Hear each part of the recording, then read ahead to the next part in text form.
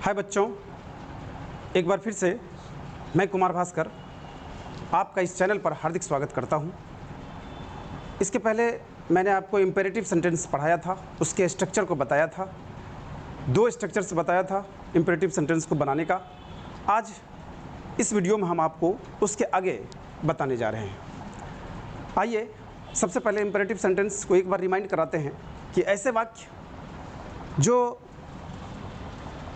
आज्ञा यानी order, request यानी कि अनुरोध, मनाही निषेध यानी कि प्रोहिबिशन, एडवाइस सलाह या प्रस्ताव का बोध कराता है, उसे कहते हैं इम्पेरेटिव सेंटेंस। मैं आपको इसके पूर्व के वीडियो में इम्पेरेटिव सेंटेंस को डिफाइन किया था, उसको परिभाषित किया था। अगर आप इम्पेरेटिव सेंटेंस के उस वीडियो को नहीं देखे हैं तो सबसे पहले आप उसको देख लीजिए। उसके बाद इसको जब देखेंगे तो आपको इम्पेरेटिव सेंटेंस पूरी तरह से क्लियर हो जाएगा, क्योंकि यह एक बहुत इम्पॉर्टेंट सेंटेंस का भेद है। आगे चल कर के आपको टेंस, वॉइस, नरेशन जो पढ़ेंगे उसमें इसका ज़बरदस्त यूज होता है, प्रयोग होता है। तो आइए इम्पेरेटिव सेंटेंस के अगले स्ट्रक्चर को हम लोग पढ़ते हैं। सबसे पहले हम आपको इसमें एडवाइस, इससे पहले हमने आपको ऑर्डर और रिक्वेस्ट का स्ट्रक्चर पढ़ाया था। इसमें आप पढ़ेंगे एडवाइस कैसे देते हैं, एडवाइस का क्या स्ट्रक्चर होता है, उसको हम लोग जानते हैं। आइए, एडवाइस अर्थात सलाह के लिए रूल है, स्ट्रक्चर है बच्चों, V1 के साथ ऑब्जेक्ट और उसके बाद अदर वर्ड्स।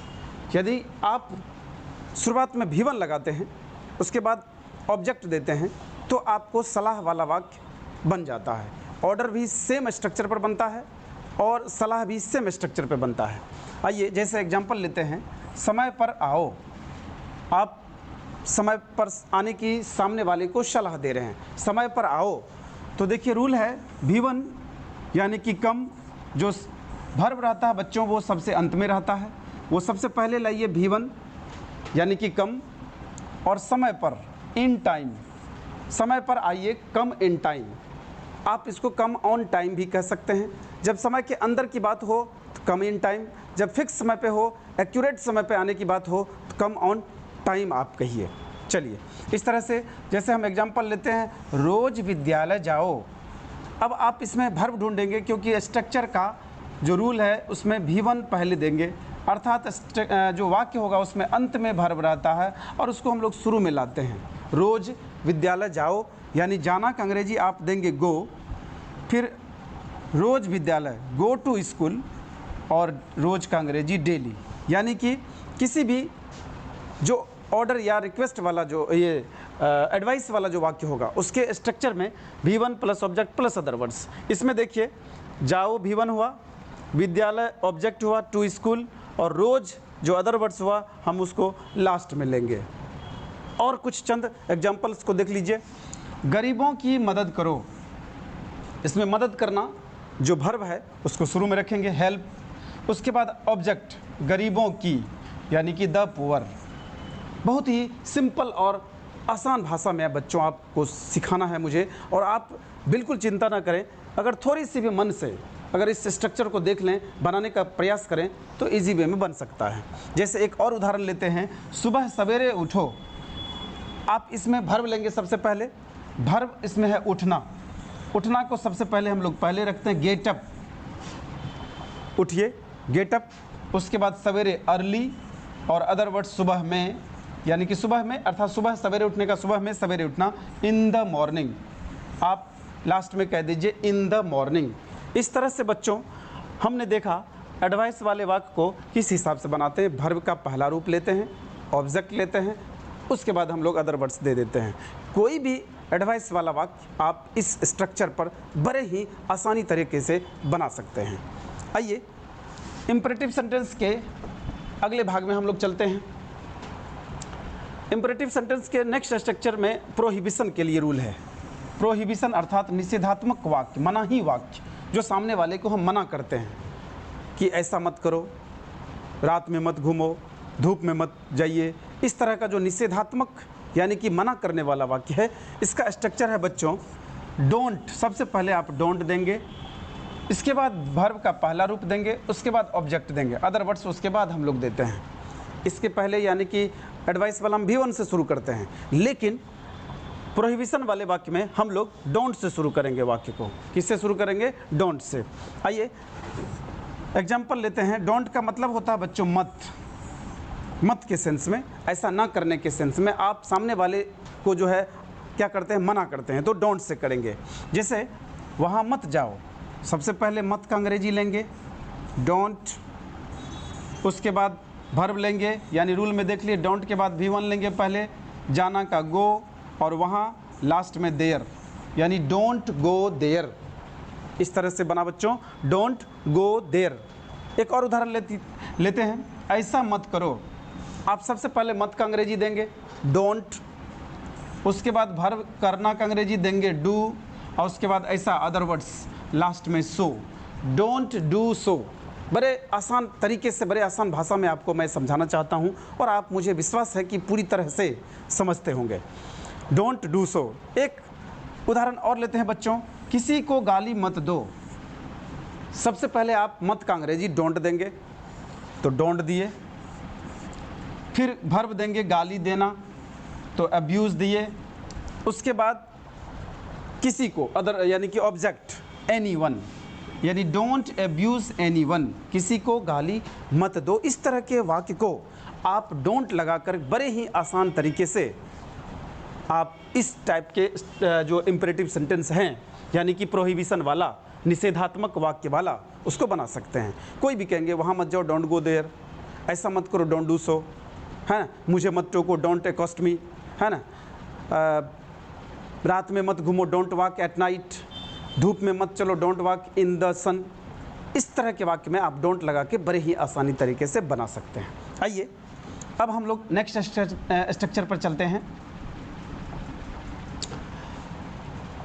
यानी ये अंतिम स्ट्रक्चर है इम्परेटिव सेंटेंस का, प्रस्ताव वाला, प्रपोजल वाला। प्रपोजल वाले वाक्य को हम कैसे बनाते हैं? सबसे पहले आप स्ट्रक्चर को जानिए।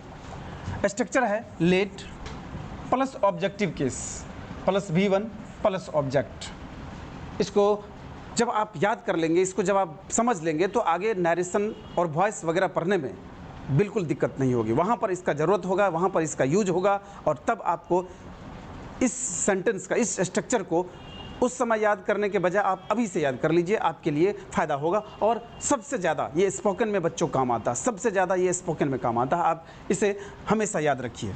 चलिए सबसे पहले इस प्रपोजल वाले में लेट देंगे। ऑब्जेक्टिव केस, वर्ब का पहला रूप, ऑब्जेक्ट, अदर वर्ड्स बाद में देंगे। अदर वर्ड्स का भी प्रयोग कर सकते हैं, कोई दिक्कत नहीं है, नहीं भी देंगे तो बाद में अदर वर्ड्स लगता ही है। अब सबसे पहले ऑब्जेक्टिव केस जानिए, है ना। हमने इस ऑब्जेक्टिव केस के कुछ उदाहरण को लिख दिया है। ऑब्जेक्टिव केस मतलब कर्मकारक, अर्थात जब काम करने का फल जिस पर पड़ता है, यानी काम करने का जो फल जिस पर पड़े, तो उसे कहते हैं हम लोग ऑब्जेक्टिव केस।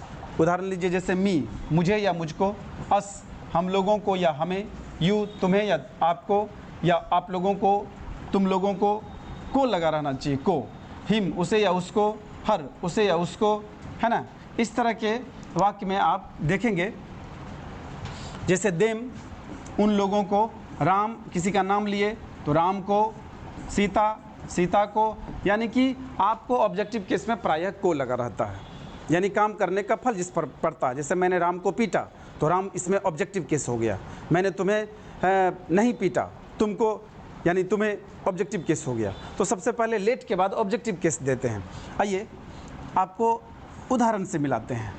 सबसे पहले एक बार हम आपको रूल भी उस साइड चले गया है, तो आपको यहाँ भी लिख देते हैं, और late plus objective case plus V1 plus object, दो, एक ऑब्जेक्टिव केस, एक दूसरा ऑब्जेक्ट भी, इसमें दो ऑब्जेक्ट का जो है प्रयोग होता है बच्चों। आइए अब हम लोग घर चलें, इसको देखते हैं। सबसे पहले आपको इस तरह के वाक्य में लेट लगाना है। देखिए रूल में लेट, उसके बाद ऑब्जेक्टिव केस, हम लोग इसमें है, हम लोग का ऊपर में लिखा दिए हैं बच्चों, अस।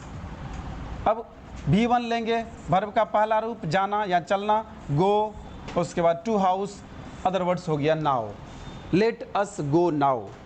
जैसे आप कहिए मुझे जाने दो, आप सबसे पहले लेट लगाएंगे प्रस्ताव वाले वाक्य में, लेट उसके बाद जाना का अंग्रेजी, सॉरी पहले ऑब्जेक्टिव केस यानी मी, और उसके बाद जाना का अंग्रेजी गो, अर्थात लेट मी गो।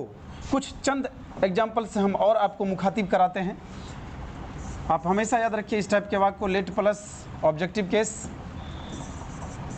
हाँ, उसके बाद V1 प्लस ऑब्जेक्ट। कोई भी इस तरह का वाक्य इस पर बन सकता है बच्चों, जैसे कि उसे आने दो,